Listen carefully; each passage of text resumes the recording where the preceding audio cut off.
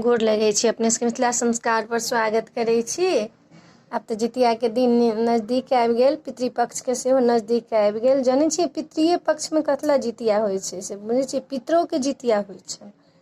जितिया जे छै से पितृ पितराइन के सेहो होइ छनि आ पुत्र के होइ छै। पितृ पुत्र के होइ छै तऽ पुत्र के होइ छै। पितृ जे छै से पुत्र के जल पानि दै छनि तऽ पितृ पुत्र होइ छै।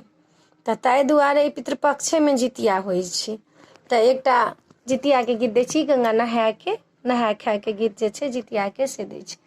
चल चल गे बहिना गंगा नहला, चल चल गे बहिना पोखरि नहला, ओही ठाम जितवाहन छौठार गे, ओही ठाम जितवाहन छौठार गे, एक डूब लगबी है खरी तेल चढ़बी है, एक डूब लगबी है खरी तेल चढ़बी है, मंगली है भागा सोहाग गे, मंगली है गोदी के पुत्र गे, चल चल गे बहिना पोखरि नहला, चल चल गे बहिना पोखरि नहला, ओही ठाम जितवाहन छौठार गे, ओही ठाम जितवाहन छौठार गे, जीत जीत वाहन के ताहू मनबी है, जीत जीत वाहन के ताहू मनबी है, लो अभी है अंगना बजाई गे, लो अभी है अंगना बजाई गे, आसन लगाए सिंहासन बैसबी है, ताई पर जितवाहन बैसब गे, ताई पर जितवाहन बैसब गे, जिमनी के पते पर भोजन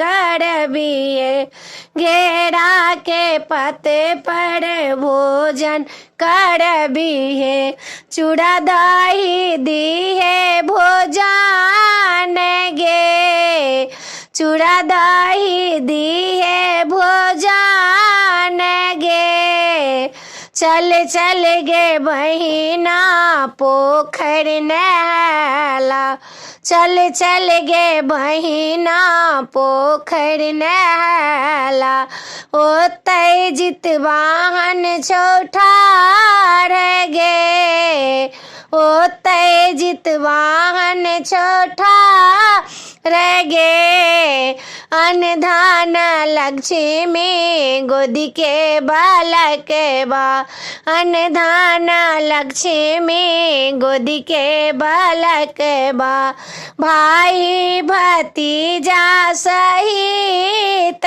गे, भाई भतीजा सहित गे, जितवाहन कही काहुनके मनाए, रक्षा जे करथिन आई गे, रक्षा करथिन सब दिन गे, चल चल गे बहिना पोखरि नहला, ओतै जितवाहन छौठार गे, ओतै जितवाहन छौठार गे।